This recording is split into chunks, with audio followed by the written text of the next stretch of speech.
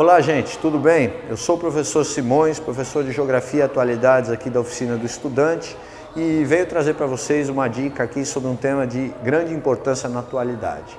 E venho também convidar vocês a acessar o nosso canal, assinar o nosso canal da Oficina do Estudante e inclusive participar do debate que nós vamos trazer aqui, fazendo perguntas, tirando dúvidas ou eventualmente até sugerindo temas que você gostaria de ver serem discutidos aqui para que a gente possa fazer um bate-papo e esclarecer algumas dúvidas. Hoje nós vamos começar com um tema que já apareceu bastante nas provas do ano passado, surpreendentemente, inclusive apareceu na prova da FUVEST, né? Muitas vezes as provas evitam temas que ensejem polêmicas de ordem política, mas não foi o caso da FUVEST, né? A FUVEST fez uma questão sobre o que nós chamamos hoje de crise hídrica e relacionou a crise hídrica aos fatores de ordem tanto naturais e sociais quanto a fatores de ordem política, né?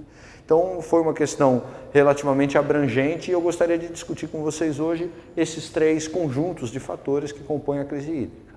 Sem dúvida, não seria justo ou correto acreditar a crise hídrica apenas a um desses fatores, ou apenas a uma pessoa, ou a um governo, ou um elemento natural, mas sim a convergência de uma série de acontecimentos.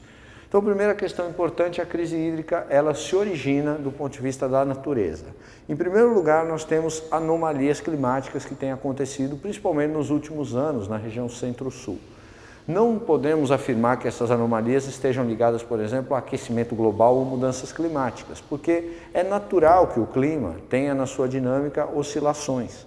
As oscilações são extremamente frequentes e mesmo quando nós conhecemos um clima, nós temos uma ideia geral do seu comportamento. Mas não podemos ter certeza absoluta, o clima não é exato, né? O clima é muito sujeito a variações dentro de uma expectativa já definida.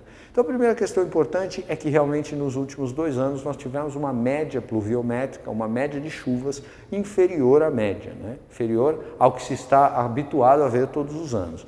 Choveu menos do que os 1.200 a 1.500 milímetros que nós normalmente estamos acostumados a ver, principalmente nas épocas de verão na região centro-sul, onde o clima tropical é predominante.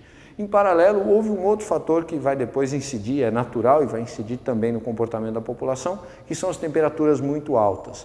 2 verões bastante quentes, um pouco mais quentes do que a média, isso gera toda uma pressão sobre o consumo, né? Uma pressão maior sobre o uso da água, tanto em termos domésticos como mesmo a água da indústria e que vai ser empregada na agricultura e outros usos. Então há sim fatores naturais importantes que fundaram essa crise hídrica, né? Se há um mau planejamento por parte dos governos, ele não apareceria, não fossem esses fatores de ordem natural. Agora, sem dúvida, os fatores econômicos contribuíram para pressionar os fatores naturais. Além da gente ter essa questão de chover menos e haver menos água disponível e temperaturas mais altas, nós temos um comportamento da economia de consumir cada vez mais água. É praticamente uma regra, quase todos os países caminham nesse sentido. Quanto maior o consumo, quanto maior o nível de vida, quanto maior o nível de renda, proporcionalmente a população consome mais água.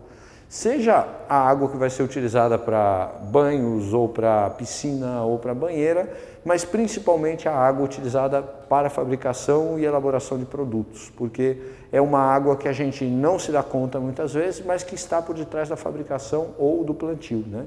Então qualquer consumo de produto agrícola traz consigo também um consumo imenso de água. Um simples quilo de carne demanda mais de 10 mil litros de água para ser viabilizado. O cultivo de vegetais, legumes, frutas também demanda uma quantidade imensa. Além disso, a própria indústria. Indústrias como cimento, papel, siderurgia, construção civil demandam imensas quantidades de água, desde o processo produtivo até os processos de limpeza. Então, o crescimento que a economia teve até os últimos anos, embora estejamos num momento de recessão econômica ou de crescimento lento, o que nós tínhamos até então, nos últimos 10 anos, era um cenário de crescimento econômico e esse cenário naturalmente puxa um consumo maior de água. Não só de água, da energia também, uma maior produção de resíduo e de lixo, né? Então é esperado que, havendo um bom desempenho econômico, também haja uma pressão maior sobre os recursos hídricos. É claro que é muito preocupante essa história de falta d'água também do ponto de vista econômico, porque ela pode de forma contrária, ajudar a travar investimentos, a aumentar os custos dos produtos e indiretamente exercer uma pressão inflacionária, né? E aí pode ser então que aconteça ao contrário, que a falta de água comece a travar ou afetar ou a comprometer a economia. E finalmente nós temos um conjunto de fatores de ordem política, né? Que são muitas vezes creditados ao governo atual do estado de São Paulo, que tem sim uma parcela grande de responsabilidade, mas não exclusiva, né?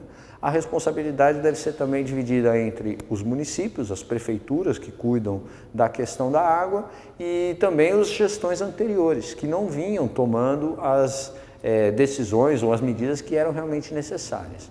Então, dentre os fatores políticos, primeiro se aponta a falta de planejamento e visão das próprias represas, né?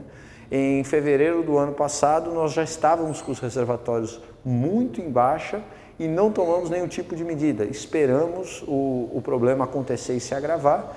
E isso é muito preocupante, porque em fevereiro nós estamos próximos a encerrar o período das chuvas. Então, os meses de meio de ano aqui na região Centro-Sul já são os meses secos. Entrar nesses meses com reservatório em baixa já deveria ter acendido a luz amarela aí dos governos, que deveriam ter começado campanhas, eventualmente medidas para reduzir a distribuição de água ou até rodízio, como começou a ser feito mais recentemente, né? Então, houve, de certa forma, uma imperícia em lidar com a própria previsibilidade ou com a expectativa do clima. Além disso, governos sucessivos, tanto municipais quanto estaduais, vêm investindo muito pouco na manutenção das redes de distribuição de água. Isso acontece porque, em primeiro lugar, os recursos são finitos, né? Os municípios e estados têm pouco dinheiro, e normalmente priorizam obras mais urgentes ou até de mais visibilidade quando se trata de uma lógica eleitoral. Isso não se atribui a um candidato só, a lógica eleitoreira é um mal da política brasileira e talvez de outros países também, mas muitas vezes é prioridade você fazer uma obra que tenha mais visibilidade do que uma obra que pode não aparecer aos olhos da população. Então, por conta disso, as redes de distribuição de água são consideradas bastante obsoletas. E o Brasil, e principalmente a região Centro-Sul, desperdiça cerca de 30% da água tratada que era para ser distribuída. Enquanto nos países ricos essa taxa dificilmente supera os 10%. Então a falta de manutenção comprometeu drasticamente a nossa capacidade de economizar água.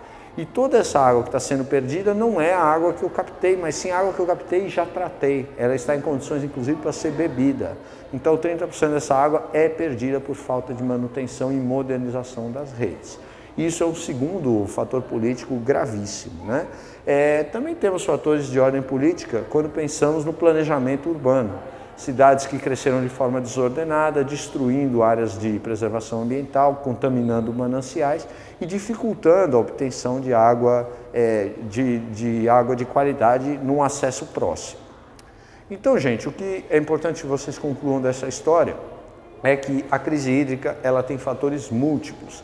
Ela é a convergência de vários fatores que vão desde a ordem política, natural e econômica e que, cada um com seu peso, contribuíram para a situação atual. Resta saber agora se as medidas tomadas vão ser suficientes para atenuar o problema e se os próprios comportamentos da natureza, até então imprevisíveis, vão agravar ou vão atenuar o problema da falta de água. É isso aí, gente. Muito obrigado.